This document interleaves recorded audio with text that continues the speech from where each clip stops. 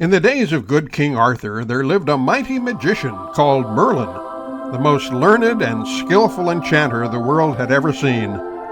This famous magician, who could take any form he pleased, was traveling about as a poor beggar, and being very tired, he stopped at the cottage of a plowman to rest himself, and asked for some food. The countryman bade him welcome, and his wife, who was a very good-hearted woman, soon brought him some milk in a wooden bowl and some coarse brown bread on a platter.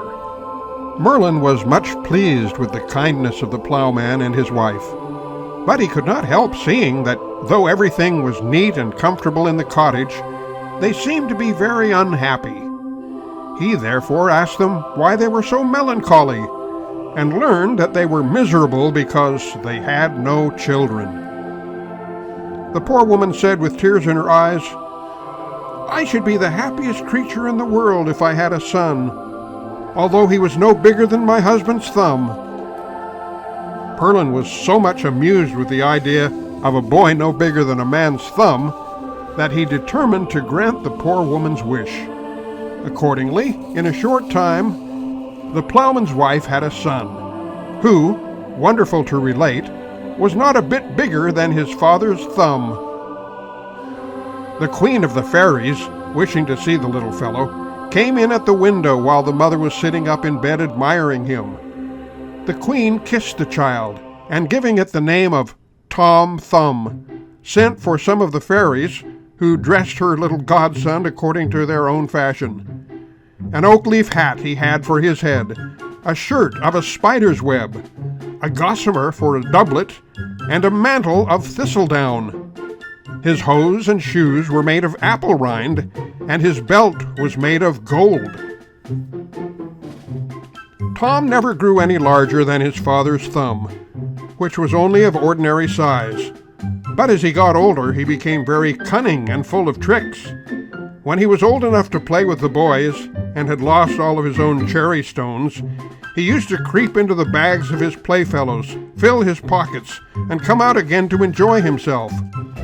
One day, however, as he was getting out of a bag of cherry stones, the boy to whom it belonged chanced to see him.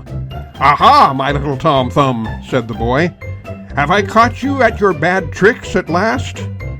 Now I will reward you for thieving." Then, drawing the string tight around his neck and shaking the bag heartily, the cherry stones bruised Tom's legs, thighs, and body sadly, which made him beg to be let out and promise never to be guilty of such things any more.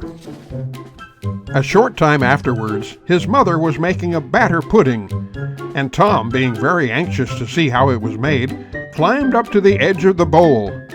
But his foot slipped, and he plummeted head over ears into the batter, unseen by his mother, who stirred him into the pudding bag and put him in the pot to boil.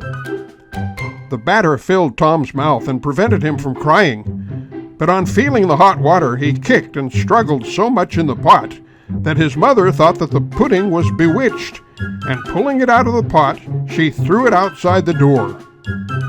A poor tinker who was passing by lifted up the pudding, and being very hungry, he put it into his bucket and walked off. As Tom had now got his mouth cleared of the batter, he then began to cry aloud, which so frightened the tinker that he flung down the pudding and ran away. The pudding being broken to pieces by the fall, Tom crept out, covered over with batter, and walked home. His mother, who was very sorry to see her darling in such a woeful state, put him into a teacup and soon washed off the batter, after which she kissed him and laid him in bed. Soon after the adventure of the pudding, Tom's mother went to milk her cow in the meadow, and she took him along with her. As the wind was very high, for fear of being blown away, she tied him to a thistle with a piece of fine thread.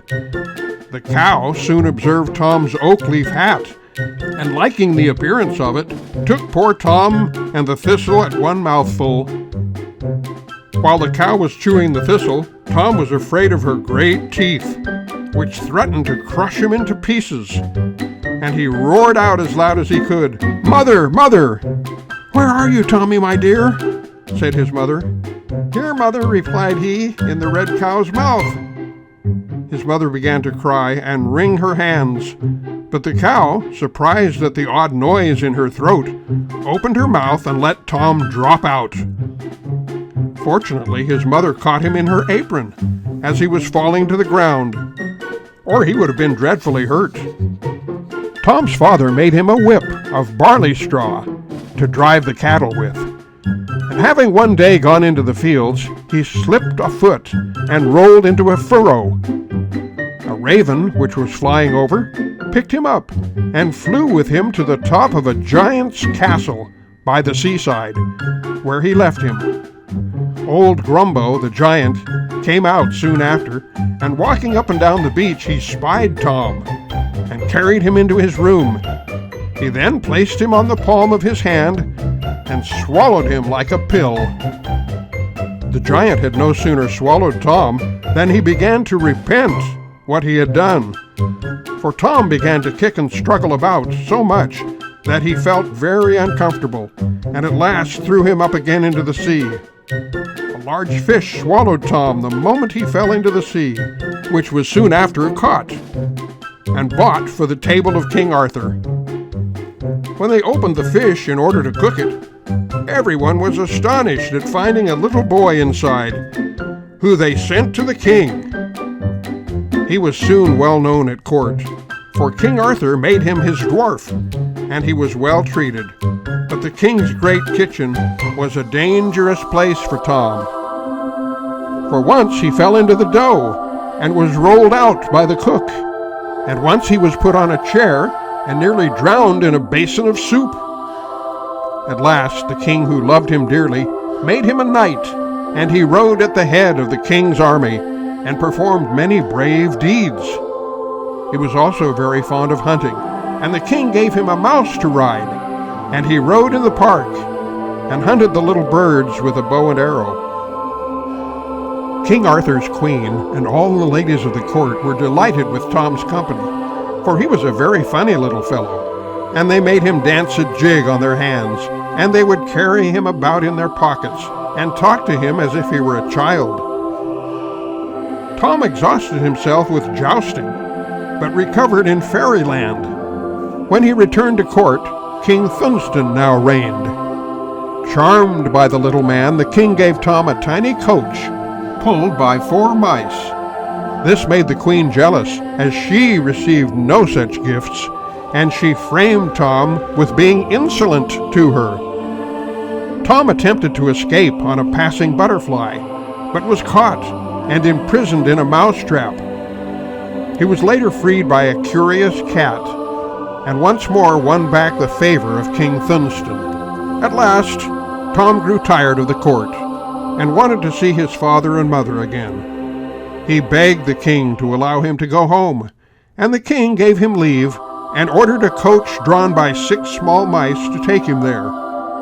Tom's mother and father were very glad to see him again, and he lived with them for some time. But he was soon carried away by a large spider, which was killed by a bumblebee, and Tom was set free. He then went to live with King Thunstone. Sadly, he does not live to enjoy it, as he is killed by a spider's bite. Tom is laid to rest in a walnut shell beneath a rose bush, and a marble monument is raised to his memory with the epitaph, "Here lies Tom Thumb, King Arthur's knight, who died by a spider's cruel bite." He was well known in Arthur's court, where he afforded gallant sport. He rode at tilt and tournament, and on a mouse a hunting went. Alive he filled the court with mirth. His death to sorrow soon gave birth. Wipe your eyes and shake your head and cry, "Alas, Tom Thumb is dead."